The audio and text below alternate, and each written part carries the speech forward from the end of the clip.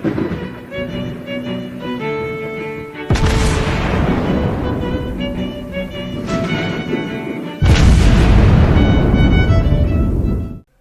everyone, and welcome back to World of Warships Blitz with Terry. Today we are looking at a German light cruiser, and this is the Karlsruhe. Wargaming describes the Karlsruhe as a Karlsruhe class light cruiser, which is wrong. Well, it is and it isn't. If this was the 1912 light cruiser Karlsruhe, which I first thought she was going to be, then she would have been a Karlsruhe class light cruiser. This is the 1916 Karlsruhe, which is a Königsberg class light cruiser. Not to be confused with the 1920s Karlsruhe, which is also a Königsberg class light cruiser, but a different one. So, as we have now established, we're all confused, including Wargaming. And the Germans are very unimaginative when it comes to naming their ships, because we just tend to go with what has been proven to work pretty well. So I was expecting this to be the 1912 Karlsruhe with 105mm guns, because the 1912 Karlsruhe actually had a relatively interesting history, because she was actually, well, out and about at the beginning of the war, when the First World War broke out. And her standing orders at the time was, in case of war, go and hunt British things, which the British took offense in and sent out a whole squadron of cruisers to hunt this thing down. They didn't manage to catch her, however, because the 1912 Karlsruhe was relatively quick and was able to outrun them most of the time. That, in return, was also the reason for her demise, because at some point, well, first of all, she was burning coal like no tomorrow, and at some point, her boilers exploded catastrophically, which must have come as a surprise to the ship, but came as an even bigger surprise to the British, because the British didn't know about it, and the Germans managed to keep that quiet for 6 months. So there was a whole squadron of British cruisers combing the oceans, trying to find the Karlsruhe, which had already sunk 6 months earlier. So that was quite hilarious, but that's not this Karlsruhe, because this is the Karlsruhe that was built in 1916, or at least commissioned in 1916, and as such hasn't actually contributed an awful lot to the Second World War. She did, however, have bigger guns. So this is not the one with 105mm, but with 150mm gun. Only then to be scuttled at Scapa Flow after the war was over, and the German sailors decided that going on a final suicidal charge, 10-go style, wasn't going to happen, and as such she was just scuttled. And again, also not to be confused with the Karlsruhe from the 1920s, which is also a Königsberg class light cruiser, but that's the one with the multiple gun turrets, not the single gun turrets. So yes, are we all sufficiently confused? Well, now that we've got that out of the way, Terry, why are you looking at Tier 4 ship? Well, you see, that the thing is, I've been doing reviews for higher tier ships mostly, relatively recently, and when the new tech tree lines come out, I generally tend to start around tier 7 and then go all the way up to tier 10, because I figured most of this is, it's the equivalent of flyover country. It's like they're there, but most serious players are probably going to skip over the first tiers relatively quickly, because A, you've got the free XP to make it happen, or B, you just, go through the early access events and then just end up with a tier 8 ship anyway, something like that. That said, there are not just experienced players out there. There's a fair amount of people out there who, just started the game and are looking at the tech trees and are seeing a relatively confusingly large number of things and going like, what on earth shall I do about this? And these people might be trying around a bit and trying out different lines. And, getting to tier 4 and getting to tier 5 actually takes more than 2 or 3 games.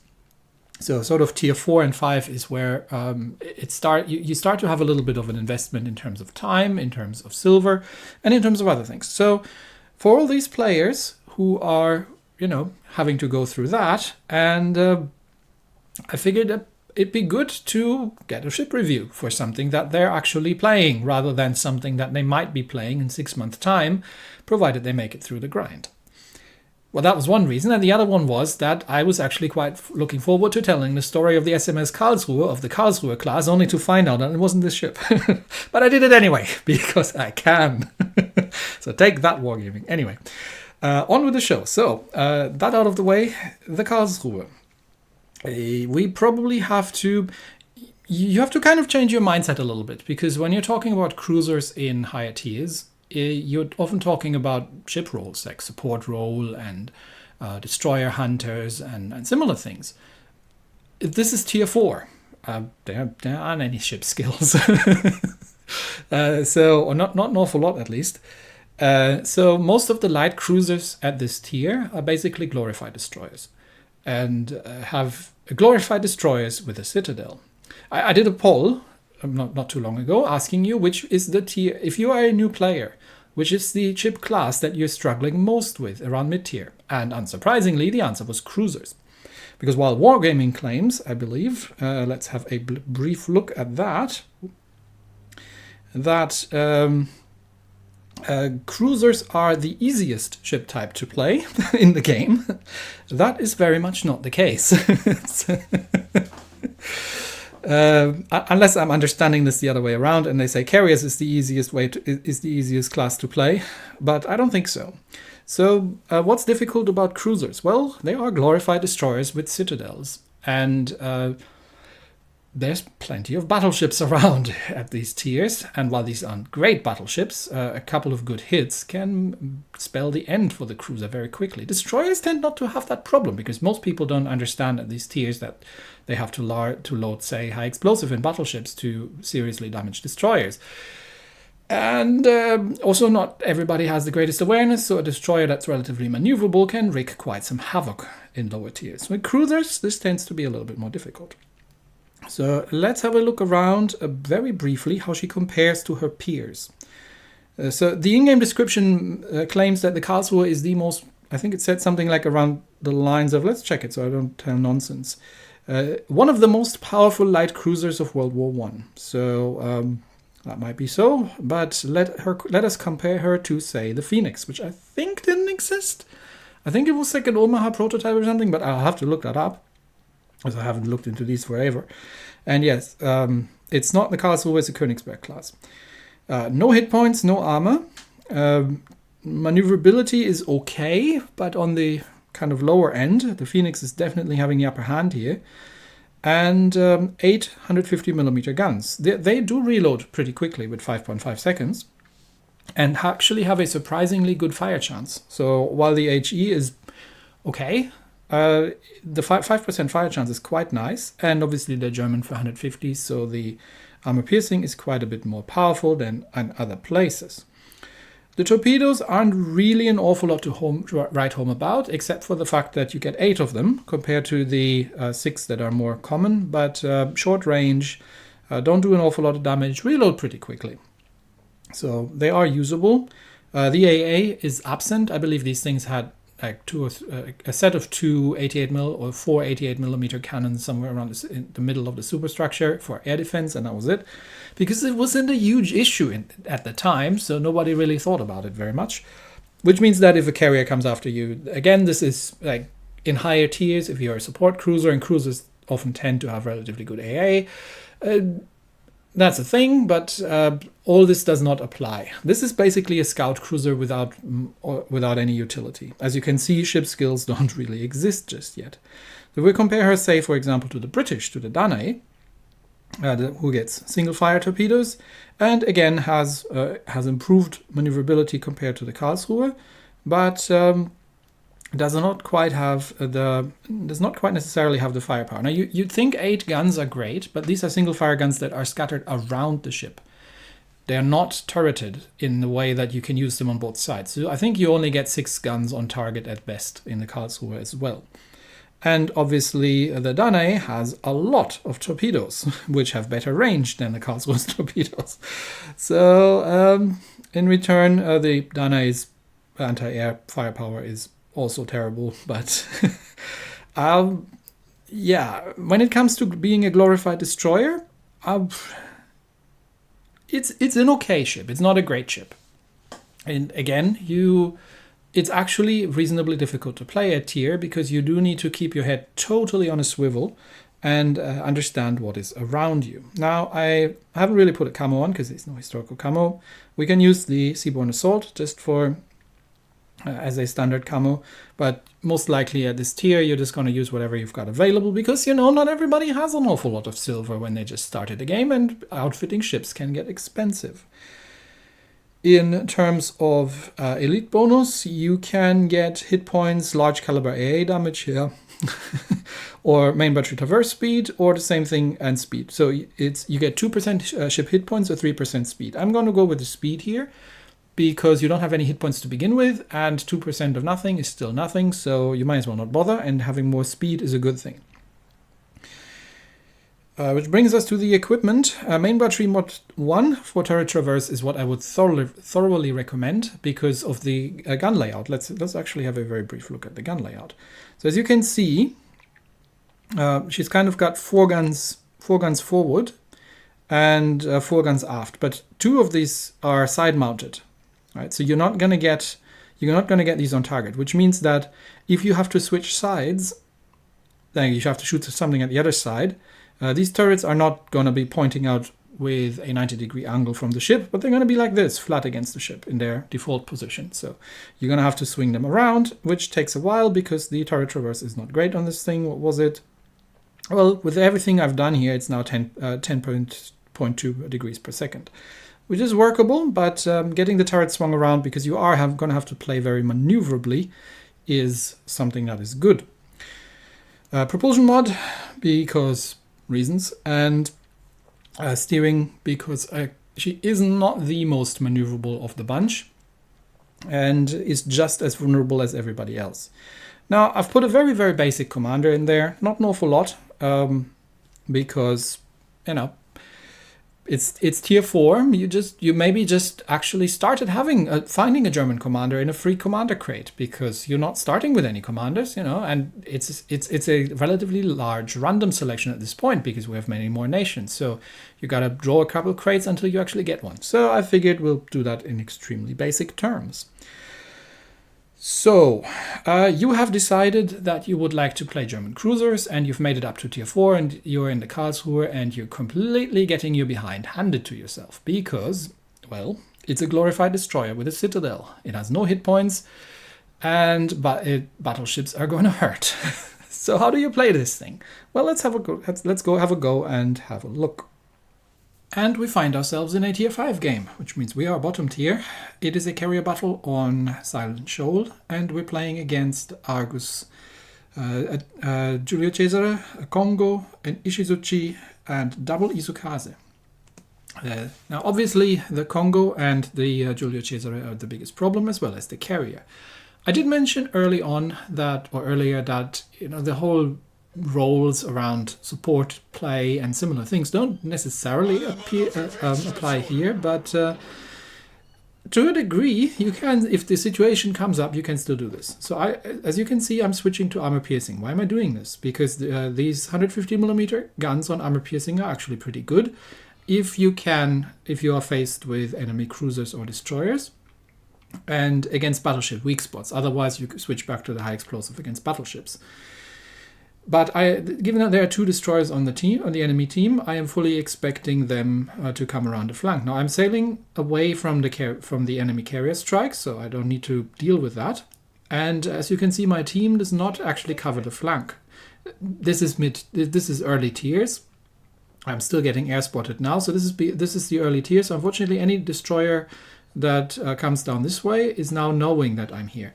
But as you can see, my team has pretty much abandoned this flank, and there is an Isukaze, but he is going into the middle, and I do have to deal with the Ishizuchi, so I'm switching back to the high explosive, and I'm going to try and set a fire. Okay, both of the Isukazes are in the middle, but one of them might actually come around. There's a fire. This is early tiers, so he is definitely going to damage control that.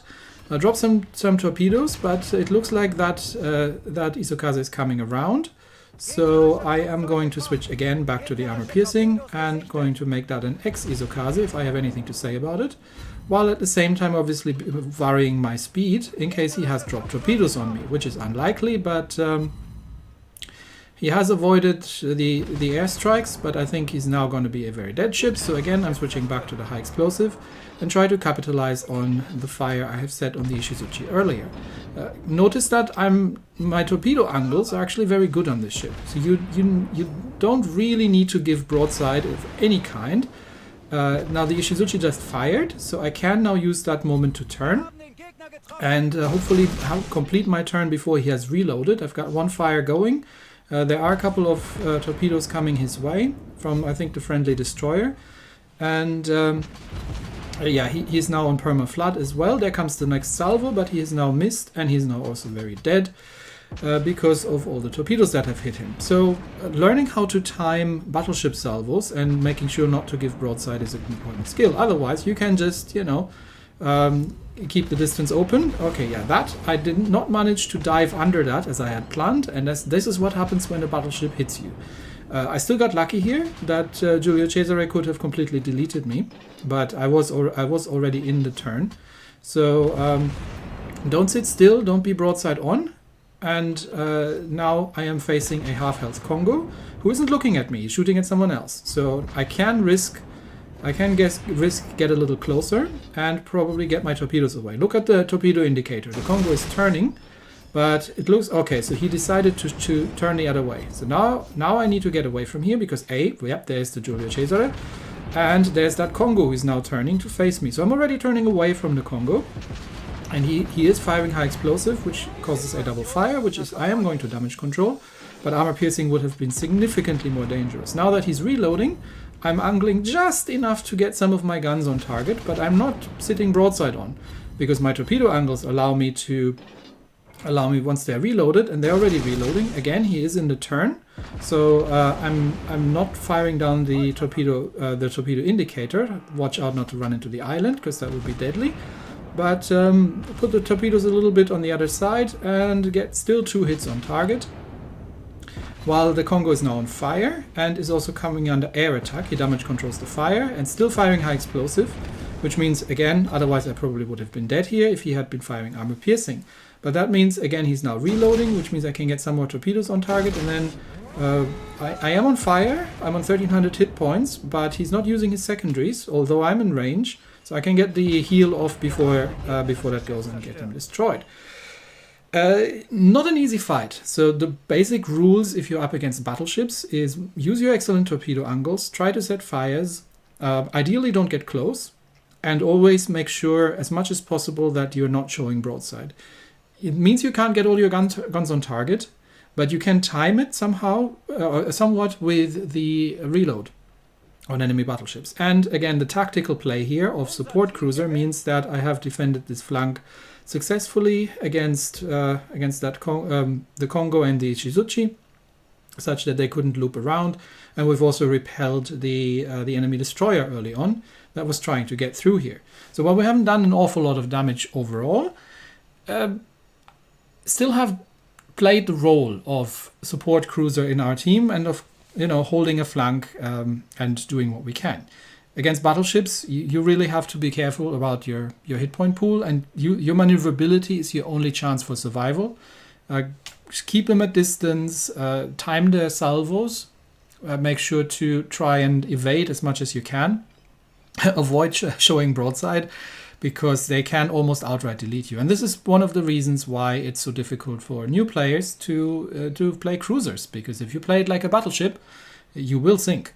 You have no armor, or just enough armor to make sure that hello, Mr. Rhein, well played. You have just enough armor to make sure that the battleship shells have their fuse triggered and detonate right in your magazines. So that is just something that you need to learn if you want to play cruisers. And this holds true in general, so this is not just a tier 4 issue, but in general, cruiser play requires you to have good situational awareness, to know where the threat is, because you don't have the most armor out of there, and you need to make use of damage over time, of your torpedoes if you have them, and of your rapid firing guns.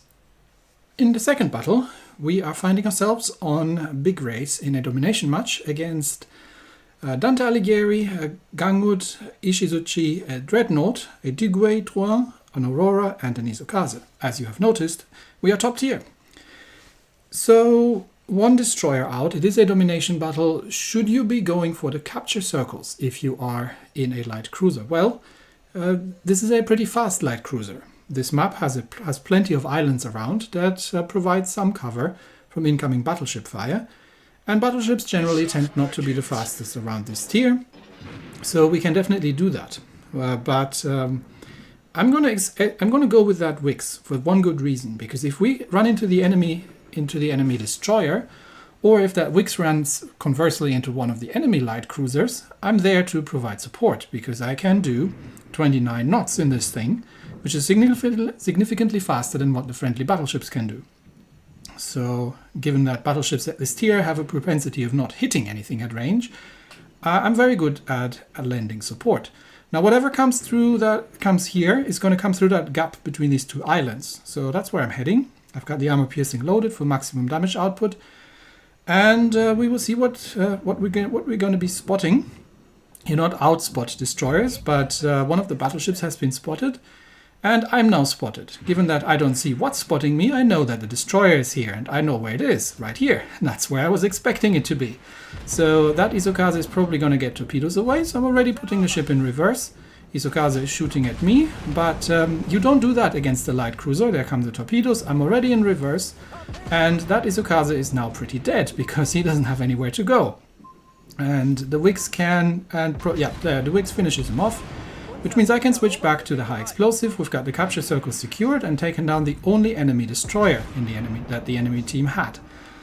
And this is the reason why you do these sort of maneuvers. Now, of course, there is a Dreadnought coming, but the Dreadnought is not a massive threat. And half my team's coming in around this side, so we can try to farm a little bit of fire damage until he finds the damage control button, and then make ourselves useful inside B Cup.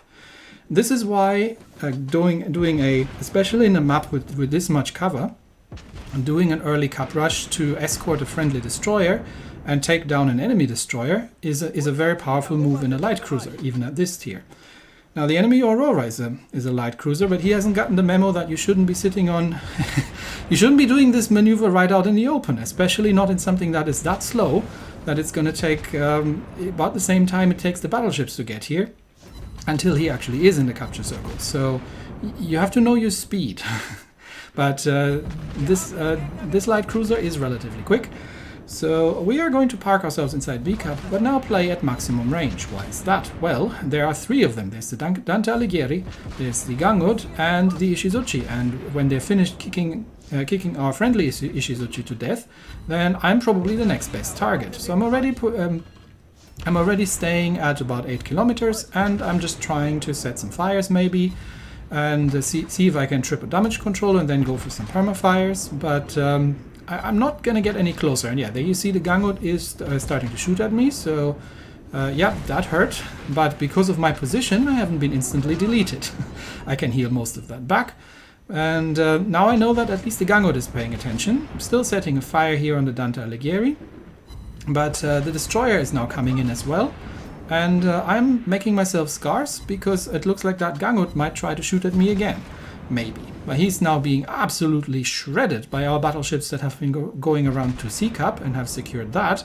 And given that we're already like almost 4 minutes into the battle, and the Gangud is now shooting at someone else, which means I can totally show my broadside, get the maximum amount of guns on target, and just unload at the Gangud, because the Gangud has other problems, and yes, he's just been taken out, which means then the Dante Alighieri is the next target.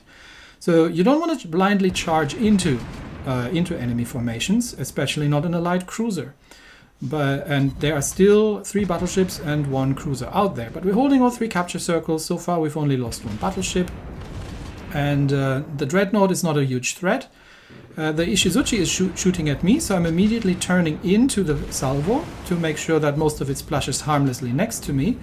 And given that the Dante Alighieri is otherwise occupied with the 2 battleships there, I've got the Ishizuchi all for myself, so I can I can now aggressively rush this ship, given that he's going to have big problems of actually hitting me. He's not getting any, as you can see. If you bow in like that, he can almost not hit you. I'm still trying to get myself a fire going here, but I'm just going to check with the torpedo launchers where he's going. So he's slightly reversing. So I'm going to lead the torpedoes that direction. And then again, completely turn bow in. And now I'm switching to the armor piercing because I'm just not getting any luck with the fires. And after the next salvo, this was the secondaries. There's the main guns. Yep, that hurt. At this range, even that thing can't miss. But now, now his guns are on reload. My torpedoes are about to hit. And I'm unloading the armor piercing into the bow section for maximum damage. And that thing is dead. So if you know what you're doing, you can play aggressively. You can't push into ships that are supported, but you can completely take on lone battleships. The important things to note are, is anyone going to shoot at my broadside while I'm doing this? And you have to learn how to time the battleship salvos. So always make sure that that you are, and yes, that's a light cruiser, and I have German armor-piercing guns. So yes, that light cruiser is not going to have fun, and the friendly Douguet-Touin takes him out. So there are a couple of basic skills that you need in order to play cruisers successfully, especially light cruisers. Be aware that everything with larger guns means death. Be aware how enemy battleships work and how long they take to reload, so you can sort of develop a bit of a feel for that. And if you don't have a target that you can beat one-on-one, and then just stay at range. You can still play things like support roles. You can still do cap rushes, especially in the faster light cruisers. Just be prepared to disengage immediately once you come under fire from the battleships, because you can't sustain any fire. Still, you can get yourself out of there again with relatively minimal damage, heal up a little bit, and then become more useful again. So the couple of styles you can play them at long range, you can play them at closer range. Especially the German light cruisers tend to have very good armor-piercing shells that do a lot of damage against destroyers, and not so great HE shells. So learning when to use the AP shells and when not to is also an important skill.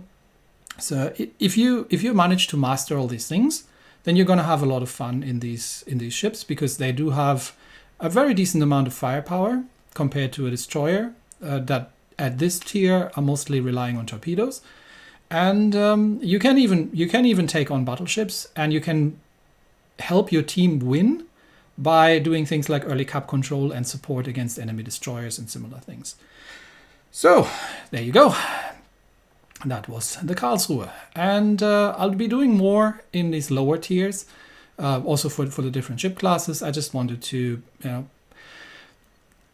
see what you all think about it, and if this is something that is useful for especially the newer players. Anyway, that's it for me today. Thanks everybody, and I will see you next time. Bye bye.